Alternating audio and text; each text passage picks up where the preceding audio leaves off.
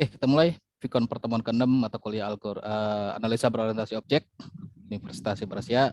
Assalamualaikum warahmatullahi wabarakatuh. Selamat malam semua teman-teman calon sarjana ilmu komputer Uncia. Kita ketemu di mata kuliah ABO. Ini pertemuan ke-6, pertemuan yang harus dilaksanakan video conference ya, karena ada penjelasan mengenai tugas 1, tugas pertama ini, dan sekaligus nanti berlanjut untuk ujian tengah semesternya atau UTS. Jadi memang harus disampaikan secara langsung agar bisa sampai ke teman-teman makna tugasnya seperti apa, maksud dari tugasnya bagaimana, dan untuk mengerjakannya itu bagaimana prosesnya dan tools apa aja yang dipakai. Nah, kalau untuk materi teman-teman mungkin bisa langsung download di LMS kita, itu sudah di-upload materinya. Terus tugas ada di pertemuan ke-5 ya, jadi tugas itu bukan di pertemuan ke-6, kalau teman-teman cari tugasnya itu ada di pertemuan ke-5. Nah, ini ya. Tugas ABO kalau diakses lewat sesi itu ada di pertemuan ke-5 di sini ya. Nah, ini tugas ABO-nya. Nah, terus untuk waktunya sebelum kita masuk ke tugas, ini waktunya memang saya setnya sampai dengan 15 Mei 2022, tapi tidak menutup kemungkinan ini akan saya buat atau samakan dengan durasi pengumpulan UTS ya. Nanti dilihat aja apakah tugas 1 ini soalnya sekaligus untuk UTS atau beda. Mudah-mudahan sama, jadi nggak banyak tugas ya. Kalau saya sih biasanya sama, tugas 1 dan UTS sama aja. Nah, terus untuk isi dari tugasnya, sebelum kita masuk ke materi, ini saya berikan isi untuk tugasnya dulu.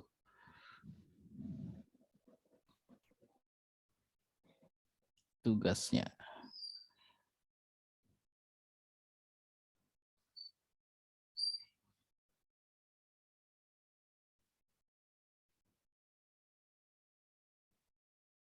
Oke, ini tugasnya. Jadi tugasnya ini adalah jenis tugasnya dikerjakan secara berkelompok, maksimal 3 orang. Teman-teman bisa menentukan sendiri siapa aja nanti kelompoknya, tapi dipastikan maksimalnya 3 orang ya. Jangan lebih dari 3 orang. Yang mau mengerjakan secara mandiri silakan aja nggak apa-apa, tapi saran saya dikerjakan secara kelompok dan kelompoknya maksimal 3 orang. Nah, nanti di dalam tugasnya itu ada sebuah narasi, ada sebuah deskripsi atau ada sebuah cerita. Ini studi kasusnya di sebuah klinik ya. Ya, kita bilang klinik aja lah, kalau rumah sakit kayaknya terlalu luas. Tapi ini kliniknya juga klinik yang sudah modern dan agak besar. Jadi proses bisnisnya lumayan kompleks, terus transaksinya juga memang banyak, dan dirasakan ada masalah dalam sebuah proses bisnisnya. Di salah satu proses bisnisnya aja. Di sini proses bisnis yang diangkat, ya, yang nanti akan dianalisa oleh teman-teman semua, adalah dari segi sistem administrasi. Sistem administrasi ini nanti spesifiknya mungkin pendaftaran pasien ya, pendaftaran pasien yang ingin berobat. Nanti setelah pasien itu berobat, itu kan pasti ada diagnosa dan segala macam yang dilakukan berdasarkan hasil pemeriksaan dari si dokter yang si pasien itu konsultasi ke dokter dan lain-lain, yang nanti akan direkam ke data rekam medik. Ya.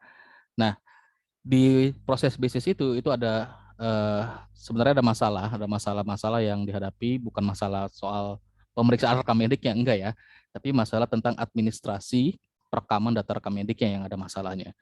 Nah, ini nanti teman-teman dibaca semuanya. Ini singkat aja, jadi ada ilustrasi proses bisnis yang memang berjalan di sana. Jadi kalau seperti ini kita bilangnya proses bisnis berjalan. Itu ya, itu dibilangnya proses bisnis berjalan. Dari proses bisnis berjalan ini teman-teman diminta untuk analisa apakah ada masalah, apakah ada celah, atau kan teman-teman punya sebuah solusi yang untuk menyelesaikan masalah. Walaupun di sini nggak ada masalah, dicari aja masalahnya. Itu biasa.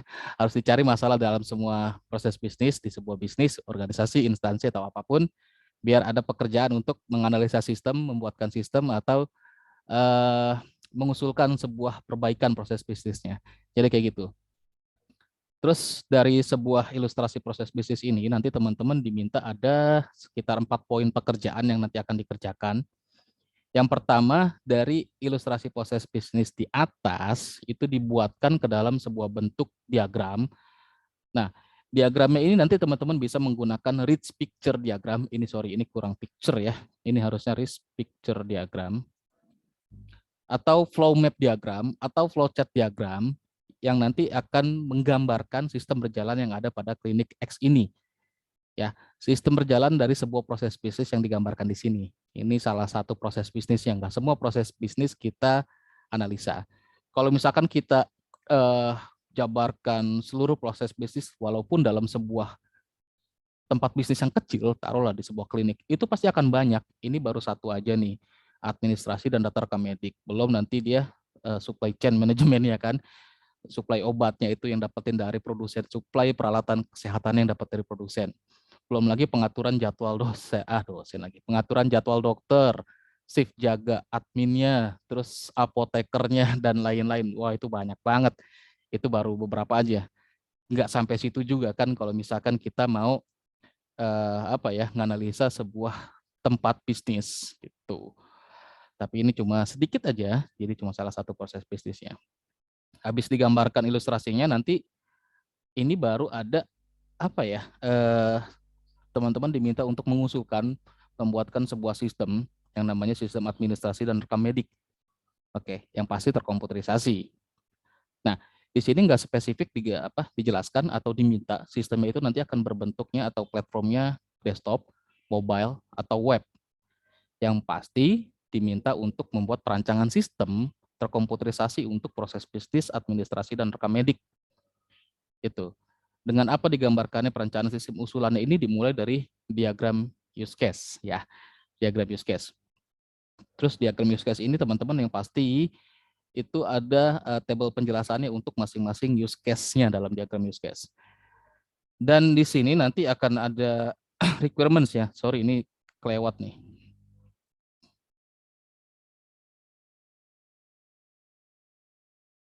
Oke, ini nanti akan saya perbaiki ya. Ini ada yang terlewat. Harus ada user requirements dulu atau requirements gathering-nya.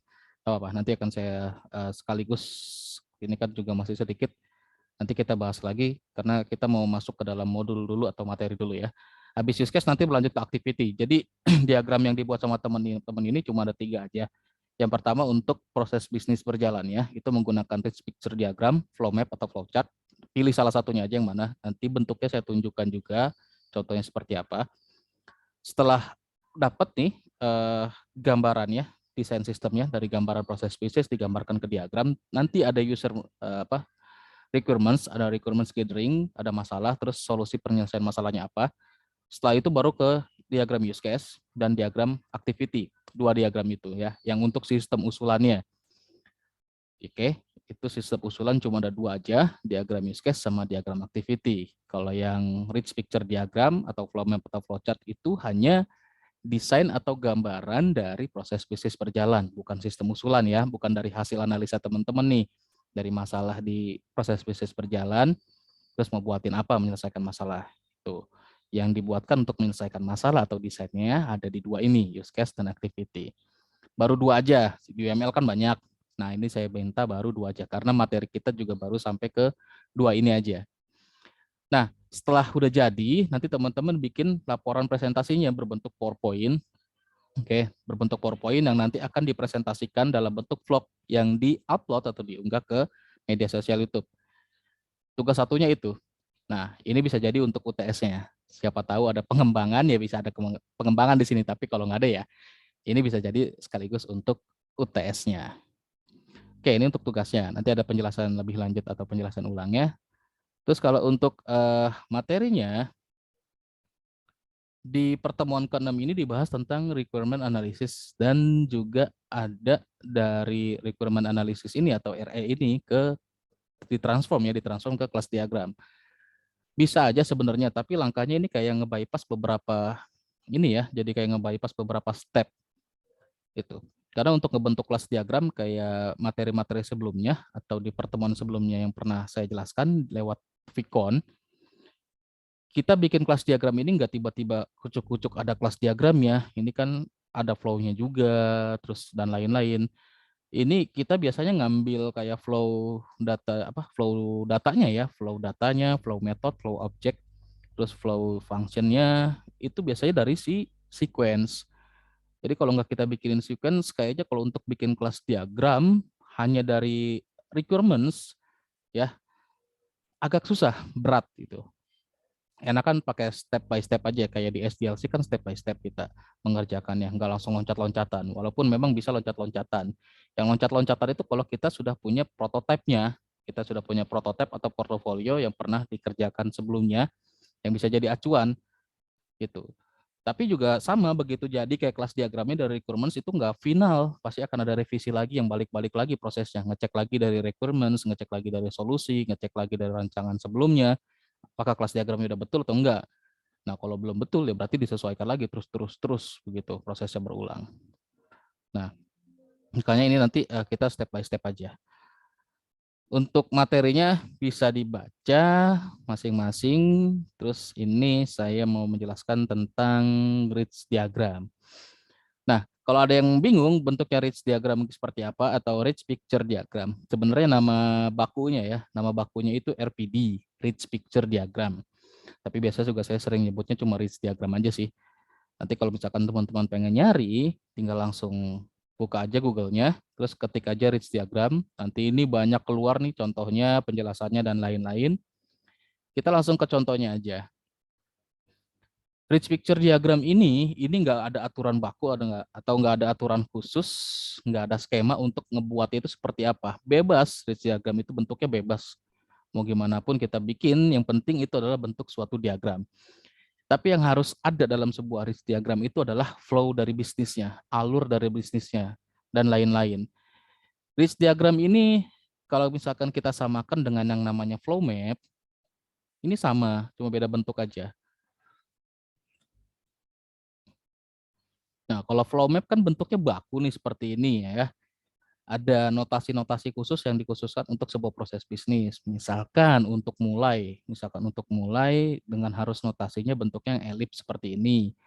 Terus untuk input yang kayak jajar genjang dan segala macam ya. Untuk decision yang bentuknya seperti ini trapesium. Itu dia ada aturan-aturan bakunya. Untuk yang output bentuknya kayak gini nih, atau mana ya, output itu bukan gini nih. Ini output nih ya, yang kayak bon penjualan dan lain-lain. Terus kayak misalkan di store ke database, ya bentuknya seperti ini. Kalau rich picture diagram, teman-teman lihat misalkan bentuknya seperti ini, kayak coret-coretan aja gitu ya. Kayak coret-coretan, terus atau malah ada yang seperti ini nih, rich picture diagramnya, ini lebih rapih ya. Nah, bentuknya begini aja. Jadi pada saat ada aktor mau gambarnya gimana atau notasinya bentuknya gimana, ya bebas. Yang penting dia menggambarkan aktor gitu ya. Jangan misalkan aktor teman-teman di sini gambarnya mobil, nah itu kan ngawur, salah. Aktornya manusia atau aktornya kayak misalkan program komite atau sistem admin atau administrator atau kasir atau siapapun itulah. Ya gambarnya kayak gambar seorang pekerja atau gambar orang, jangan digambarin mobil atau server ya. Itu kayak misalkan ini nih kan, outdoor, viewers gitu ya, gambarnya kayak manusia biasa, terus yang lain ya bentuknya seperti ini biasa aja. Ada garis-garis khususnya? Iya, ini dia menjelaskan alur proses bisnisnya. Dari aktor ini punya hubungan apa ke sini dan segala macam gitu ya. Berlanjut kemana dan lain-lain. Tetap ada proses bisnis yang digambarkan di dalam sebuah rich picture diagram. Bukan berarti ya udah tinggal gambarin aja terus ngawur gitu. Enggak. Ya, tetap masih ada maksudnya dari gambar ini, maksudnya apa dan menggambarkan apa. Harus tetap ada itu yang harus diingat. Kalau di flow map memang lebih rapi karena memang ada bentuk, ada susunannya, ada apa ya, ada aturan bakunya ya, ada formatnya. Bentuknya lebih rapi seperti ini. Kalau rich picture diagram ya acak aja, tapi memang bisa dipakai untuk menggambarkan proses bisnis berjalan. Pada saat teman-teman searching rich diagram, terus ke tab gambar atau image, ini nanti akan muncul beberapa kategorinya nih yang biasa dipergunakan. Ada di pemodelan sistem. Kalau kita klik pemodelan sistemnya, nanti akan muncul beberapa contoh rich diagram yang biasa dipergunakan untuk menggambarkan pemodelan sistem gitu. Terus ada lagi kalau misalkan kayak ke perangkat lunak. Nah, ada lagi contoh-contohnya begitu. Terus kalau misalkan ke perancangan sistem informasi ada tuh ya. Misalkan ini kita nonaktifkan untuk beberapa kategori pemilihannya atau keyword tambahannya. Terus kalau misalkan teman-teman mau cari lagi contoh yang lain nih, system thinking, ada, influence diagram juga ada gitu ya. Itu. Ini contoh-contoh dari rich picture diagram. Ya. Jadi bebas, nggak ada notasi khusus, nggak ada aturan khusus, tapi di dalamnya tetap ada Maksud-maksudnya, yang pertama, menggambarkan siapa aja sih ini aktornya dalam sebuah proses bisnis berjalan. Ingat ya, proses bisnis berjalan, proses bisnis yang real sedang berjalan di sebuah organisasi, perusahaan, atau instansi. Bukan sistem usulan kita, belum. Rich picture diagram nggak bisa dipergunakan untuk ngegambarin perancangan sistem usulan. Gitu ya. Itu yang pertama, aktornya siapa. Terus ada aktivitas apa, alur bisnisnya gimana, itu tetap digambarkan juga di rich picture diagram. Bukan berarti nggak ada, itu harus ada. Dan rich picture diagram ini yang nanti akan ada di salah satu bab skripsinya teman-teman di bab pembahasan ya atau di metodologi itu ada tuh antara di bab metodologi atau di bab pembahasan itu harus digambarkan rich picture diagramnya. Kalau untuk sistem ya gambar seperti ini. Terus kalau untuk kayak networking bentuknya gimana ya ada lagi rich diagram network. Salah ketik, Nah, kan ada ya. Nih. Jadi bukan hanya segmentasi untuk software aja rich picture diagram tuh, tapi untuk yang kayak misalkan infrastruktur, networking, terus kayak big data, cloud dan lain-lain itu juga ada di rich picture diagram. Sampai sini ada yang mau tanyakan dulu nggak?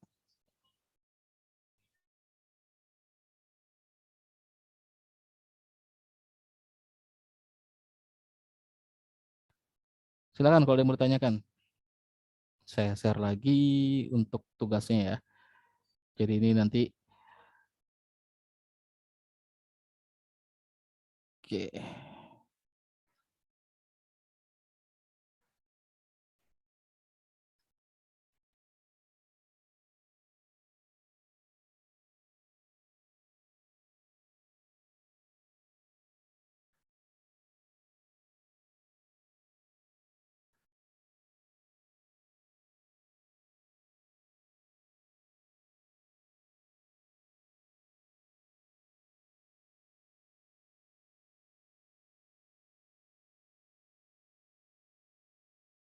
Ada yang mau ditanyakan sebelum kita lanjut lagi? Untuk make sure nya apa namanya itu udah terkait Halo, Bang Dani, putus-putus. halo Pak ya. Ya.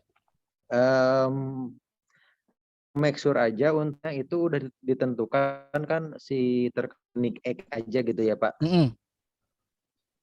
Bener, klinik X Oke, aja. jadi kita nggak dari apa nama dari skripsi ini gitu ya Pak, menganalisa. Jadi nggak ada studi kasus di tempat lain. Jadi teman-teman sudah Oke. diminta nih, kita punya studi kasus. Tempat studi kasusnya adalah si klinik X nih ya. Nah di klinik X ini, oke saya jelaskan lagi tugasnya ya. Ini mungkin jadi ada beberapa teman-teman yang baru join ya. Jadi yang baru join ini di tugas sorry screen-nya saya share ke all dulu ya. Terus, nah ini dia. Nah, nanti kalau teman-teman buka LMS-nya, mata kuliah Abu, oke, terus begitu di mata kuliah Abu, saya stop kamera deh. Ini, ya, kurang mendukung koneksi internetnya nih. Agak lemot ya. Suara saya putus-putus nggak? Masih aman nih, lancar ya? Aman Pak. Oke, oke. Nah, jadi begitu teman-teman buka LMS, di halaman atau di panel diskusi ini, nanti akan ngelihat ada tugas 1 ABO. Ya, nanti dibuka aja, atau kalau yang di sesi pembelajaran itu, jika akses lewat sesi pembelajaran, ada di sesi kelima atau pertemuan kelima. Tinggal dibuka, nanti di sini ada tugas 1 ABO. Nah, ini saya update ya. Ini dokumennya tadi belum sesuai. Oke, ini.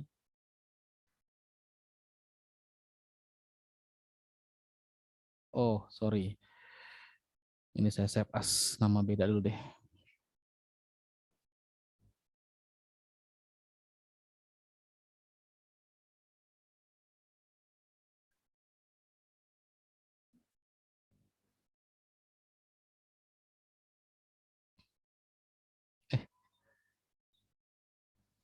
Nah, nanti tinggal di-download aja soal tugasnya, batas dan tanggal waktu untuk pengerjaan tugasnya, ini saya setnya sampai dengan tanggal 15 di bulan Mei ya. Tanggal 15 di bulan Mei itu artinya hari Minggu. Ya, hari Minggu di bulan Mei sebelum kita jatuh ke Minggu UTS. Minggu UTS itu kan kita mulai di tanggal 16. Walaupun tanggal 16 ini merah, tapi kita tetap mulai di tanggal 16 untuk Minggu UTS sampai dengan tanggal 22. Oke, jadi untuk tugas itu batas waktunya sampai dengan tanggal 15 Mei 2022 jam 23.59. Terus tugasnya, kalau teman-teman sudah download, itu jenis tugasnya kelompok. Satu kelompok maksimal 3 orang, jangan lebih. Yang mau mengerjakan sendiri, silahkan. Boleh-boleh aja, bebas-bebas saja. Nggak apa-apa mengerjakan sendiri. Oke, terus tugasnya ini isinya adalah nanti teman-teman diminta untuk menganalisa sebuah studi kasus. Contoh di sini studi kasusnya pada sebuah klinik yang namanya klinik X. Kalau sebuah proses bisnis di sebuah tempat bisnis itu banyak banget, cuma di sini kita sempitkan aja atau kita perkecil ruang lingkupnya. Yang mau kita nanti analisa itu cuma nih ya, sistem administrasi dan data rekam medik pasien yang masih bersifat manual atau belum terkomputerisasi. Dia nggak bilang ada masalah di klinik X-nya ini, tapi kita menganalisa proses bisnis yang ada dalam klinik X, salah satu proses bisnisnya. Oke, di sistem administrasi dan data rekam medik yang ada di klinik X, itu diceritakan nih, dari mulai di sini sampai dengan sini ya, diceritakan. Kalau seorang pasien mau berobat untuk memeriksa kesehatannya, pasien harus mendaftar ya, mendaftar ulang dengan menyerahkan kartu pasien kalau dia sudah pernah daftar. Itu ya. Walaupun di sini nggak dijelaskan, tapi teman-teman harusnya menganalisa seperti itu. Ya, kalau dia sudah punya kartu pasien, artinya dia sudah pernah registrasi atau sudah pernah berobat sebelumnya di klinik itu. Tapi kalau yang belum pernah, berarti kan dia harus registrasi dulu atau mendaftar lebih dulu untuk didata dan dapat kartu pasien. Kalau sudah punya data registrasinya ya, dia tinggal daftar mau berobat, terus tinggal tunggu aja di ruang tunggu, gitu ya. Sampai misalkan sudah dipersilakan masuk ke dalam ruang pemeriksaan untuk diperiksa oleh dokternya. Pada saat diperiksa pasien itu oleh dokternya, itu kan dokter hasilnya ada ini ya, sudah selesai diperiksa, dokter membuat diagnosa penyakit dan ada sebuah catatan resep juga yang berisi obat-obatan yang nanti akan diberikan ke pasien dari penyakit yang dideritanya. Oke. Nah, catatan itu kan nantinya akan disimpan ke atau menjadi sebuah data rekam medik ya. Itu nanti akan disimpan oleh bagian administrasi, terus dibedakan setiap pasiennya. Nggak mungkin sama ya, dicampur adukin ya, pasien A penyakitnya misalkan kurap gitu, pasien B misalkan penyakitnya batuk-batuk, digabungin. Nanti begitu dicek lagi, B nggak pernah punya riwayat kurap, kok ada gitu kan. Nah, itu berarti harus ada bagian pengelolaan data yang rapi di situ, jangan sampai campur aduk ini bagian rekam medik ini. Setiap rumah sakit, setiap klinik pada saat setiap selesai mendiagnosa penyakit pasien itu dia wajib membuat catatan rekam medik. Untuk apa keperluan yang banyak? Nah, itu saya kurang tahu, tapi yang pasti banyak diperlukan atau itu nanti akan dipakai lagi sewaktu-waktu gitu ya. Nah, kayak misalkan di sini contohnya, nantinya bisa digunakan lagi kalau misalkan udah ada catatan rekam medik, itu bisa digunakan lagi untuk pemeriksaan lebih lanjut jika pasien yang sama kembali berobat ke klinik ini atau ke klinik tersebut ya, si klinik X ini. Oke, dari cerita proses bisnis yang di atas ini, teman-teman yang pertama diminta untuk menggambarkan ilustrasi proses bisnisnya ke dalam rich picture diagram atau flow map atau flow chart sebagai gambaran sistem berjalan yang ada pada klinik X ya, sebagai penggambaran sistem berjalan yang ada pada klinik X itu. Enggak semua sistemnya, enggak semua proses bisnisnya. Di sini yang digambarkan yang lagi teman-teman analisa cuma sistem administrasi dan data rekam medik. Itu ya. Itu yang pertama. Bentuknya gimana rich picture diagram atau flow map atau flow chart? Flow map, flow chart sudah pernah dipelajari di namanya apa di mata kuliah yang namanya dasar pemrograman. Itu sudah pernah belajar. Teman-teman sudah pernah belajar di situ. Flow map, flow chart dan lain-lain. Terus kalau untuk rich picture diagram, teman-teman kalau mau cari contohnya tinggal search aja di Google, ketik rich diagram, nanti akan keluar banyak contohnya ya. Terus kalau pengen contohnya langsung gitu bentuknya gimana nih, gambarnya gimana, tinggal ke tab gambar aja di sini ya. Kalau di semua kan semua artikel keluar tuh. Terus kalau di gambar ya nanti di sini akan keluar semua contoh-contohnya dari gambar-gambar rich picture diagram atau rich diagram.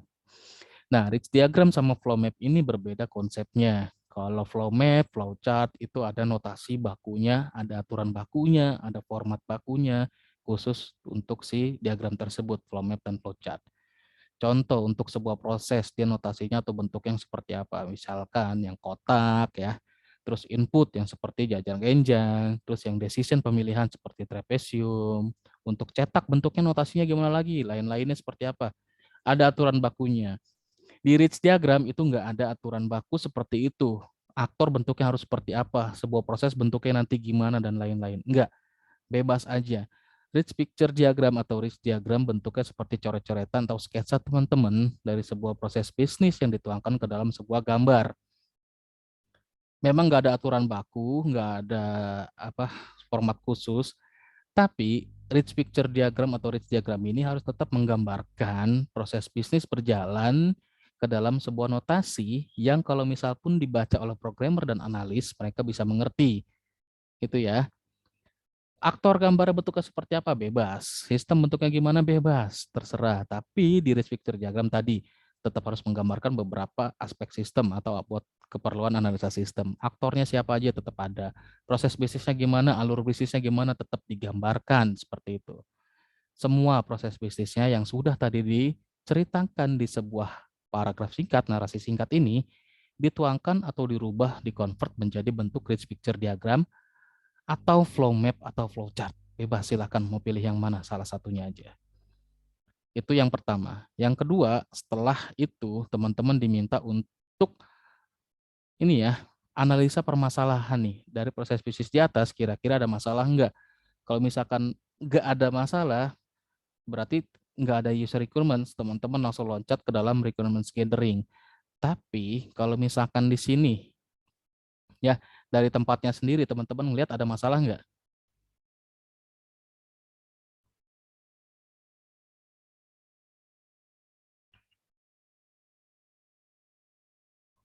Dari tempatnya sendiri ya, atau dari tempat studi kasusnya, dia menyatakan dia punya permasalahan nggak di sini? Dari narasi singkat ini.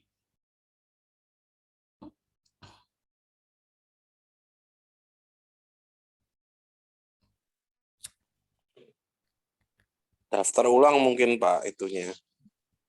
Yang di ini ya, ini bukan? Atau yang di sini nih, kalau misalkan pasien mau berobat, dia harus daftar ulang. Maksudnya kan harusnya langsung cepat aja begitu kasih itu ya udah ketahuan lah Pak. Maksudnya terakhirnya bagaimana begitu. Jadi tinggal lanjutan pemeriksaannya. Itu belum terkomputerisasi Pak mungkin Pak. Nah ini nih, ya. Karena masih manual begitu. Oke. Terus kalau di daftar ulang gini suka ada masalah nggak? Wah nih saya malah ngebocorin ya. Sebenarnya ini ya, gini, saya nggak ada ini ya, nggak ada poin baku atau poin yang saya bilang spesifik. Teman-teman nanti harus bikin user requirements atau sistem requirements gathering atau sistem usulan yang bentuknya nanti akan seperti apa. Makanya di sini narasinya singkat aja, karena yang diminta sama saya itu adalah teman-teman nanti akan mengembangkan di sini nih, ya.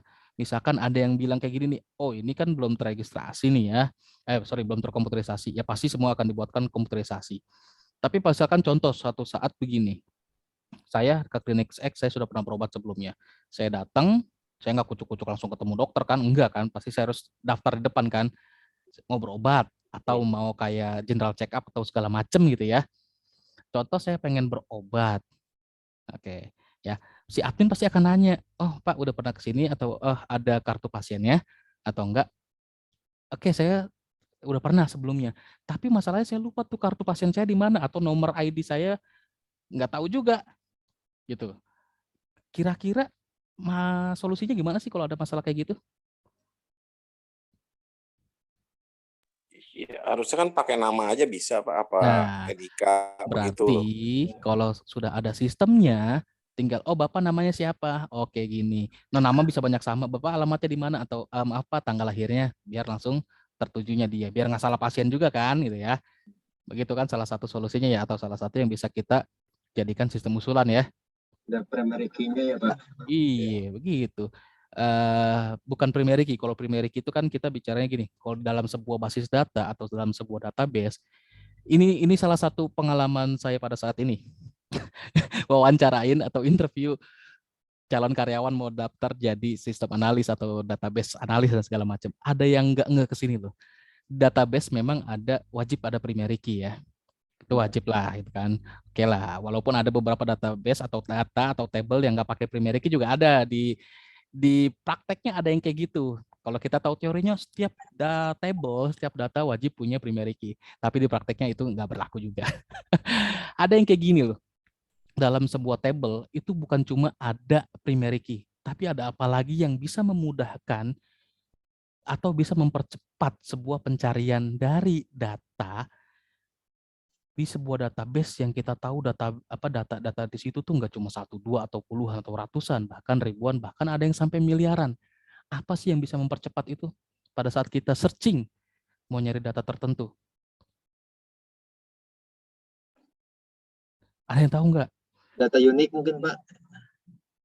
Data unik itu bisa masuk ke Kayak primary key atau kandidat key namanya. ya. Atau apa ya? Masih saya benerin sih kalau ada yang bilang kayak gitu. Cuma dia nggak mungkin Om Dani belum paham banget atau belum tahu istilah pastinya itu apa yang betulnya. Yang lain ada yang tahu nggak?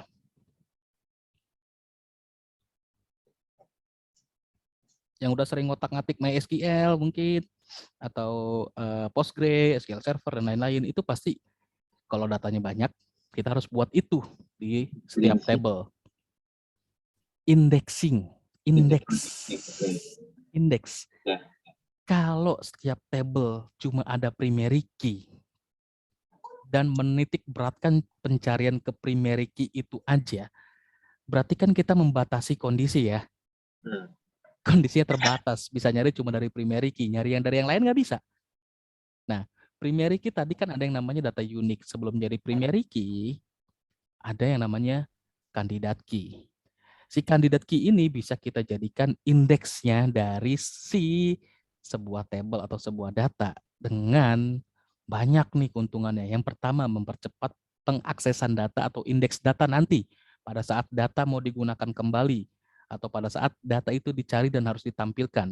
Itu bisa lebih cepat dibandingkan dengan hanya punya primary key aja. Yang kedua, waktu sistem basis data, indeks key ini untuk apa? Ayo. Ini pelajaran kita tuh sebenarnya lanjut dari semester 1 sampai semester 8. Ada yang tahu nggak kalau kita pengen bikin relation, kita mau merelasikan dua table, dua data, ya, kita mau relasikan, atau banyak table kita mau relasikan. Bikinnya kita pasti akan cari field, ya, atau kolom khusus yang bisa kita relasikan ke dalam table lainnya, ya, dia jadi foreign key di situ. Kalau teorinya foreign key foreign key dari sebuah table, di table aslinya dia adalah apa? Primary key kan? Realnya gitu ya. Nanti di prakteknya teori kita bakal banyak yang nggak bisa dipakai juga. Bukan salah, tapi banyak pengembangannya yang nggak harus baku ngikutin teori gitu. Makanya wajib banget nanti mahasiswa itu sebenarnya magang, praktek, ngerjain project itu wajib banget. Karena apa? Kalau cuma ngandelin teori, ini loh, kita nanti akan melepas mahasiswa itu untuk dapat bisa bekerja di industri. Gampangnya gini, kita nyuruh mahasiswa ini untuk terjun ke laut. Ini yang ngomongan Mas Nadiem nih, menteri kita nih. Kalau cuma lewat perkuliahan aja, kita ngajarin berenang, tapi ngajarin berenangnya hanya di kolam renang, yang nggak ada obstacle-obstacle lain, nggak ada ombak, nggak ada ikan hiu, ya. Terus kalau misalkan kram bisa ditolongin yang lain. Tapi kalau di industri itu sama aja kayak misalkan mahasiswanya suruh nyemplung ke laut. Yang dimana itu obstacle-nya ada beda, ombaknya beda, arusnya beda. Bahkan ada yang lain-lain kayak misalkan ikan hiu ketabrak perahu mungkin gitu atau kram di tengah laut. Nah, itu teman-teman nggak akan bisa dapeti cuma lewat proses berkuliah, belajar di kuliahan atau di universitas. Itu teman-teman akan bisa dapat kalau misalkan terjun langsung ke industrinya itu. Gitu ya. Itu yang harus jadi pola pikir teman-teman. Kalau emang pengen benar-benar di industri itu berkembang, benar-benar punya daya saing di industri, punya daya gedor. Mungkin yang sudah bekerja merasakan nih, oh gue selama ini kuliah, kayaknya ilmu gue nggak kepake-pake banget dah. Agak beda gitu ya di kuliah belajarnya. Aku tiba-tiba pas lagi praktek ya, udah dimintanya Z. Di kuliah cuma belajar 1, 2, 3. Kok pas prakteknya atau di kerja minta sampai 10, belum pernah belajar 10-nya gitu. Itu yang nggak bisa didapetin dari perkuliahan. Harus dapat langsung di prakteknya langsung.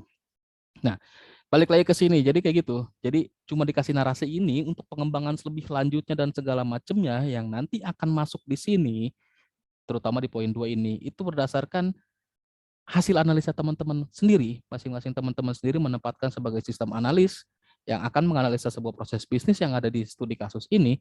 Oh, ada yang kurang ini nih, ada yang harus dibenerin. Nah, itu silahkan disimpan dan jangan diutarakan di sini. Nanti ya jadinya nggak jadi ini ya, nggak jadi unik ya. Terus semuanya sama lagi.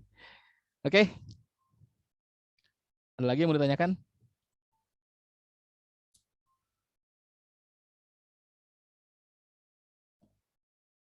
Silakan kalau ada yang mau tanyakan.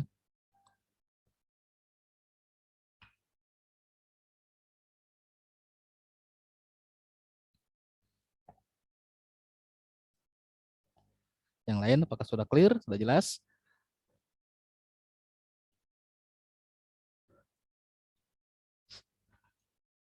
Kalau skripsi nggak boleh kayak gitu tuh.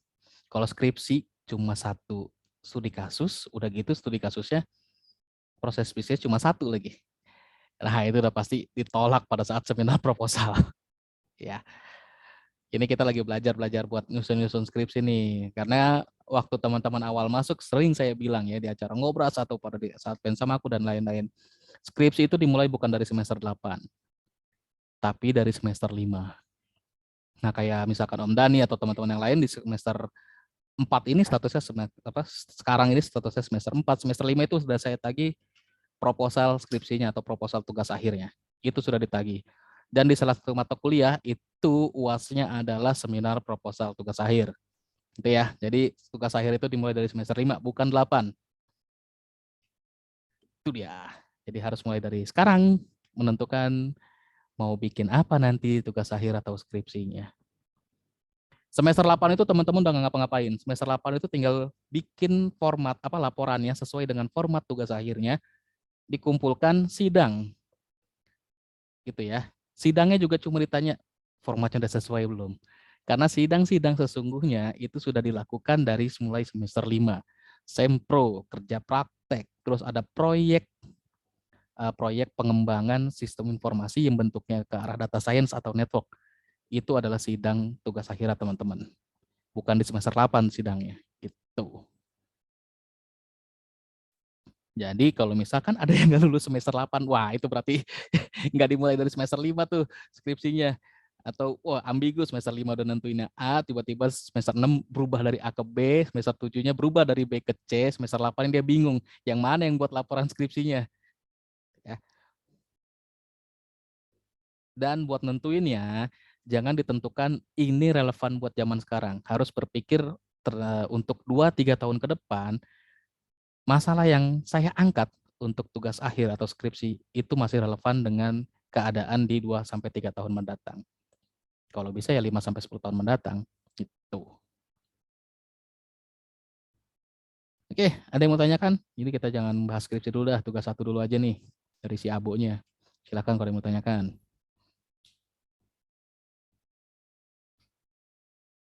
UTS-nya nggak jauh-jauh dari tadi ya. Kalaupun ada penambahan, paling penambahannya sequence sama kelas diagram dari tugas 1 yang sudah dikerjakan. Cuma saya tetap lihat dulu pantau progresnya sampai di mana. Kalau memang harus ditambahkan, ditambahkan. Tapi kalau nggak bisa, ya itu dulu untuk UTS-nya. Kalau untuk UAS-nya pasti adalah rancangan sistem lengkap. Yang orientasinya berbasis objek, berorientasi objek. Notasinya pasti menggunakan UML. Jadi nggak ada IRD ya. Kalau yang UML tapi bikin IRD berarti salah. Nggak boleh. IRD itu untuk berorientasi ke terstruktur. Silakan kalau mau tanyakan.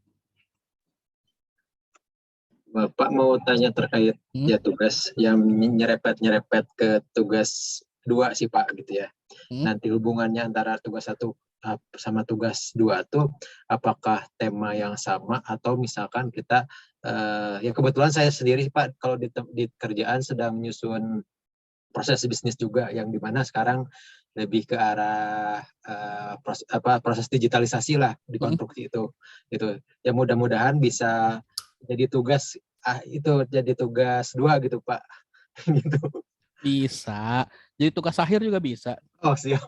Untuk teman-teman yang kerja sebenarnya lebih enak karena banyak proyek atau pekerjaan yang bisa diangkat jadi skripsi asal nggak masalah sama kantornya ya, karena kan datanya dipakai, rancangannya dipakai, itu aja.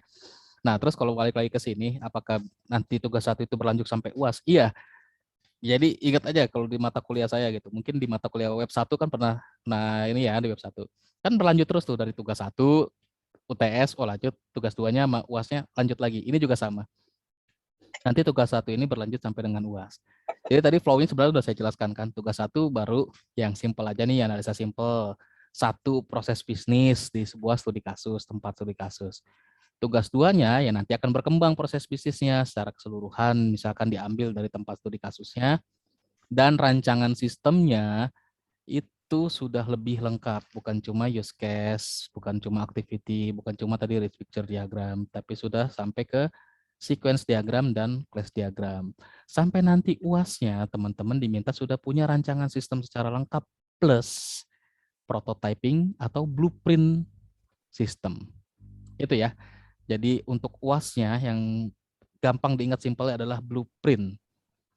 Gitu. Kalau kita udah bicara blueprint berarti rancangannya udah lengkap semua tuh. Kalau blueprint itu kan udah kayak prototype ya, yang udah bisa melihat sih udah hampir jadi lah istilahnya. Gitu. Oke ya. Oke Pak. Ada lagi? Silakan.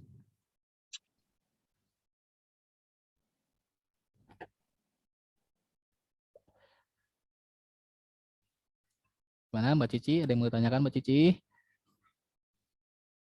Mungkin boleh tanyakan yang lain, tapi jangan Pak, tolong diulangin materinya ya. Wah kering ini tenggorokan. Nanti recordingnya saya share dah begitu saya sudah mudik lagi ke Jakarta ya.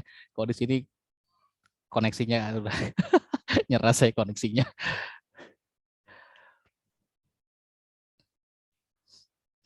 Silakan kalau ada yang mau ditanyakan. Aman? Beres? Kalau beres saya akhiri nih. Itu activity memang sudah pernah dibahas. Yakin nggak mau nanya activity diagram. Itu. Kan diminta buat activity diagram. Udah belajar activity diagram di RPL, tahu?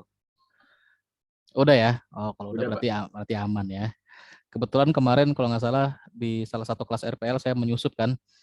Saya menyusup terus saya bantu jelasin juga ujian. Nah, itu sudah ada penjelasan dari saya di situ. Ingat ya, UML itu jangan sampai salah searching, jangan sampai salah cari referensi. Ada UML versi lama dan ada UML yang versi baru. Jangan sampai salah pakai. Di modul itu juga sudah saya sampaikan ke Pak Iwan. Sorry Pak Iwan, modulnya kayaknya belum begitu update karena untuk kelasnya atau untuk sequence-nya ini masih UML versi lama. Nanti kemungkinan akan diupdate sama Pak Iwan, tenang aja. Gitu ya. Pokoknya gampangnya gini, kalau teman-teman ngelihat kelas bentuknya masih bundar, itu berarti versi lama. Itu aja. Kalau perbedaan format, konsep nggak ada bedanya kok. Cuma beda notasi aja.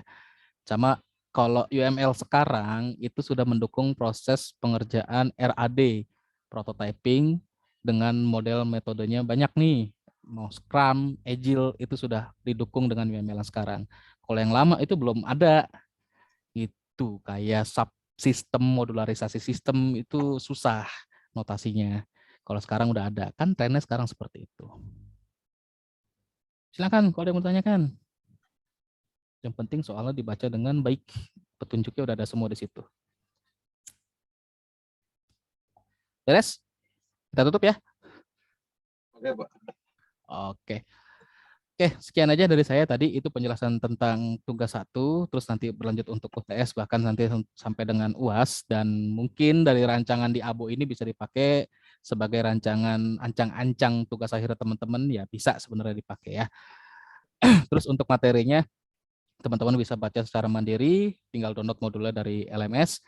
Jika dirasa kurang, itu jangan lupa untuk selalu explore ke sumber-sumber lain atau referensi lain, karena metode belajar kita adalah discovery learning. Nggak hanya menerima dari perkuliahan aja, tapi teman-teman harus aktif mencari juga referensi atau sumber-sumber lainnya, biar lebih paham materinya. Dan kalau misalkan materi yang seperti ini hampir sama dengan materi pemrograman. Jadi kalau nggak dipraktekkan atau nggak disimulasikan sama teman-teman, nggak dicoba, agak susah pemahamannya. Karena kalau cuma baca materi, lihat contoh, tapi nggak pernah simulasi, nggak pernah nyoba, nggak pernah praktek, ya udah cuma tahu teorinya. Begitu prakteknya nanti agak kikuk, agak kagok gitu ya. Itu aja dari saya. Mudah-mudahan materinya bermanfaat. Kita nanti ketemu lagi setelah libur Lebaran di tanggal berapa ya? Dimulai dari minggu ke-9 minggu ke-9. Tanggal 9 itu kita pertemuan ke-7. Jadi teman-teman minggu depan itu sudah libur. Enggak dari minggu depan sih, dari tanggal 29 ya. Dari tanggal 29 ini sudah libur perkuliahan ya. Semua tidak ada aktivitas di tanggal 29. Vkon kemungkinan juga tidak ada di tanggal-tanggal akhir-akhir bulan ini. Jadi nanti semuanya akan menyusul atau ada aktivitas yang tertinggal itu nanti akan disusul di tanggal 9 Mei atau sesi ke-7 sampai dengan nanti UTS-nya adalah di tanggal 16 Mei. Oke, itu aja dari saya. Sekian, terima kasih banyak. Mohon maaf lahir batin teman-teman semuanya untuk yang mudik, hati-hati di jalan. Mudah-mudahan bisa sampai tujuan dengan selamat, kembali lagi ke tempat asalnya dengan selamat juga. Selamat menjalankan aktivitasnya. Wabillahi taufiq wal hidayah. Assalamualaikum warahmatullahi wabarakatuh. Selamat malam semuanya.